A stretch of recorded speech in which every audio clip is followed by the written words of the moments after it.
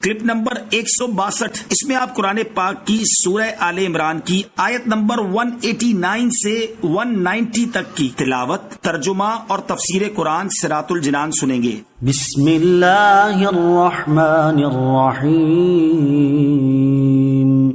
ترجمہ، اللہ کے نام سے شروع جو نہایت مہربان رحمت والا ہے۔ وَلِلَّهِ مُلْكُ السَّمَاوَاتِ وَالْأَرْضِ وَاللَّهُ عَلَى كُلِّ شَيْءٍ قَدِيرٌ۔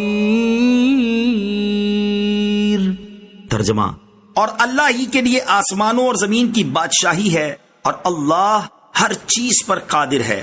وَلِلَّهِ مُلْكُ السَّمَاوَاتِ وَالْأَرْضِ، اور اللہ ہی کے لیے آسمانوں اور زمین کی بادشاہی ہے۔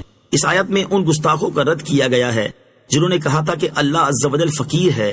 ان کے رد میں فرمایا گیا کہ جو زمین و آسمان کے دائرے میں آنے والی ہر چیز کا مالک ہے، اس کی طرف فقر کی نسبت کس طرح کی جا سکتی ہے؟ اللہ تعالیٰ کی شان، یہاں ہم اللہ تعالیٰ کی عظمت و شان سے متعلق ایک حدیث قدسی ذکر کرتے ہیں جس سے ان گستاخوں کی جہالت اور اللہ تعالیٰ کی شان مزید ظاہر ہوتی ہے۔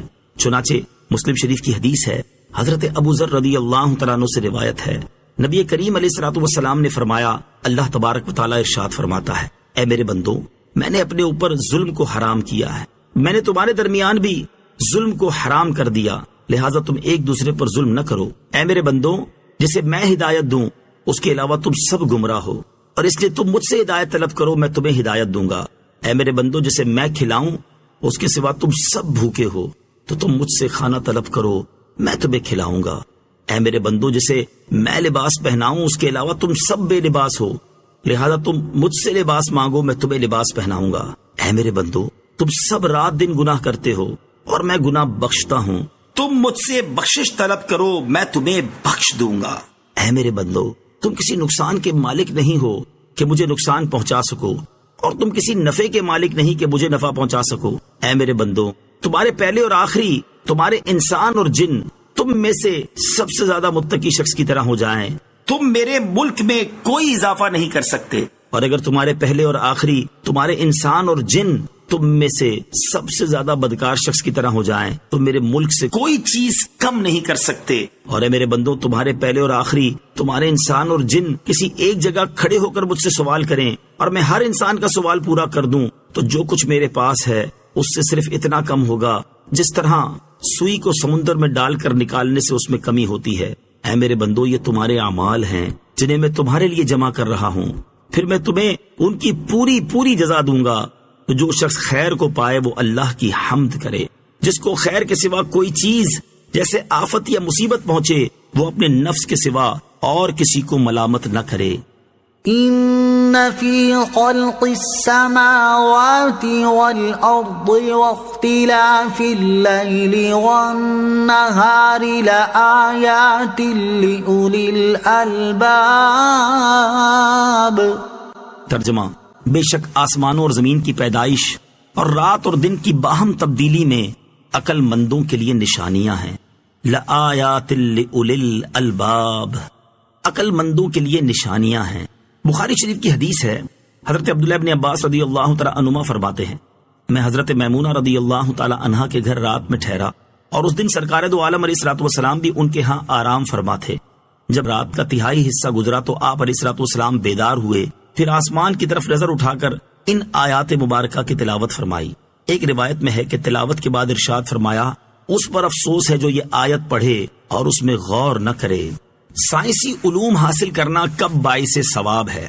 اس آیت سے معلوم ہوا کہ علم جغرافیہ اور سائنس حاصل کرنا بھی ثواب ہے جبکہ اچھی نیت ہو، جیسے اسلام اور مسلمانوں کی خدمت یا اللہ تعالیٰ کی عظمت کا علم حاصل کرنے کے لیے، لیکن یہ شرط ہے کہ اسلامی عقائد کے خلاف نہ ہو۔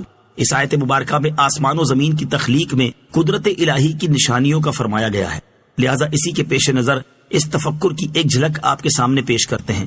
امام غزالی رحمت اللہ تعالی علیہ فرماتے ہیں، قدرت الہی کی چھٹی نشانی آسمانوں ستاروں کی مملکت اور ان کے عجائب میں ہے، کیونکہ جو کچھ زمین کے اندر اور روئے زمین پر ہے وہ سب کچھ اس کے مقابلے میں کم ہے۔ آسمان اور ستاروں کے عجائب میں تفکر کرنے کے لیے قرآن پاک میں تنبیہ فرمائی گئی ہے، چنانچہ ارشاد فرمایا، وَجَعَلْنَا السَّمَاءَ سَقْفًا مَحْفُوظًا وَهُمْ عَنْ آيَاتِهَا مُعْرِضُونَ۔ ترجمہ، اور ہم نے آسمان کو ایک محفوظ چھت بنایا اور وہ لوگ اس کی نشانیوں سے منہ پھیرے ہوئے ہیں۔ دوسری جگہ ارشاد فرمایا لَخَلْقُ السَّمَاوَاتِ وَالْأَرْضِ أَكْبَرُ مِنْ خَلْقِ النَّاسِ وَلَكِنَّ أَكْثَرَ النَّاسِ لَا يَعْلَمُونَ۔ ترجمہ، بے شک آسمان اور زمین کی پیدائش آدمیوں کی پیدائش سے بہت بڑی ہے، لیکن بہت لوگ نہیں جانتے۔ تو تمہیں حکم دیا گیا کہ زمین و آسمان کی تخلیق میں غور و فکر کرو۔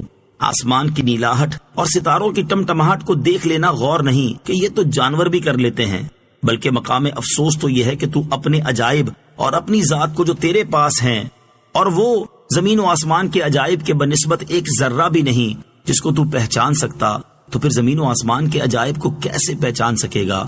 تجھے بتدریج معرفت کے درجات پر ترقی کرنی چاہیے۔ تجھے پہلے اپنی ذات کو پہچاننا چاہیے، پھر زمین اور اس کی تمام اشیاء کا عرفان حاصل کرنا چاہیے، پھر ہوا، بادل وغیرہ کے عجائب کی پہچان کرنی چاہیے، پھر آسمان اور ستاروں کی معرفت حاصل کرنی چاہیے، پھر کرسی اور عرش کو پہچاننا چاہیے، پھر عالم اجسام سے نکل کر عالم ارواح کی سیر کرنی چاہیے، پھر فرشتوں، جنوں اور شیطانوں کو جاننا چاہیے، پھر فرشتوں کے درجات اور مقامات کا عرفان حاصل کرنا چاہیے، آسمان اور ستاروں کی گردش، ان کی حرکت اور ان کے مشارق و مغارب کو دیکھنا چاہیے کہ ان کی حقیقت کیا ہے، ستاروں کی کثرت پر غور و فکر کرنا چاہیے، انہیں کوئی بھی شمار نہیں کر سکتا، ان میں ہر ستارے کا رنگ مختلف ہے، کچھ چھوٹے ہیں اور کچھ بڑے ہیں، پھر ان میں سے ہر ایک کی شکل مختلف ہے، مثلا کچھ بیل کی شکل کے ہیں اور کچھ بچھو کی شکل کے، پھر انسان ان کی مختلف حرکات پر غور کرے، کئی ایک ماہ میں سارے آسمان کو طے کر جاتے ہیں، کچھ سال بھر لگاتے ہیں، کئی انہیں طے کرنے میں 12 سال لگاتے ہیں، کئی ستارے 30 سالوں میں سارے آسمانوں کی گردش پوری کرتے ہیں، اکثر ستارے 30,000 سال میں سارے آسمانوں کی مساحت طے کرتے ہیں۔ جب تو نے زمین کے کچھ عجائبات کو جان لیا تو یہ بھی سمجھ لے کہ عجائبات کا فرق ہر ایک چیز کی شکل کے اختلاف کے مطابق ہوتا ہے، کیونکہ زمین اگرچہ اتنی وسیع ہے کہ کوئی اس کی حد کو چھو نہیں سکتا، مگر سورج زمین سے بڑا ہے۔ اس سے معلوم ہو جانا چاہیے کہ آفتاب کتنا دور ہے جو اتنا چھوٹا نظر آتا ہے۔ یہ بھی معلوم ہوا کہ وہ کتنی تیزی سے حرکت کرتا ہے کہ آدھی ساعت میں آفتاب کا تمام گھیرا زمین سے نکلتا ہے۔ یوں ہی آسمان پر ایک ستارہ ہے جو زمین سے 100 گنا بڑا ہے، وہ بلندی کی وجہ سے چھوٹا نظر آتا ہے۔ ایک ستارہ اگر اتنا بڑا ہے اس سارے آسمان کا اندازہ لگائیں کہ وہ کتنا بڑا ہوگا۔ ان سب کی عظمت و بزرگی کے باوجود تیری نگاہوں میں چھوٹا کر دیا گیا تاکہ تو اس سے مالک حقیقی کی عظمت و فضیلت سے آگاہی حاصل کر سکے۔